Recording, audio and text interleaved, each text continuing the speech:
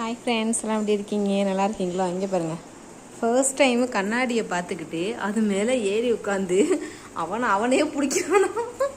இங்கே பாருங்க, அவனையே பிடிக்கிறான். ஆனால் பிடிக்க முடியல. முடியலையாடா பட்டரு, பிடிச்சிட அவனை. எப்படியே பிடிச்சி வெளியே கொண்டு வா. பாவண்டா, அவன் உள்ளே மாட்டிக்கிட்டான்டா. பிடிச்சி இழுமா, இழு வெளியே கொண்டு வா அவனை. அச்சோ, மாட்டிக்கிட்டானே. உன் தம்பி உள்ள மாட்டிக்கிட்டானா?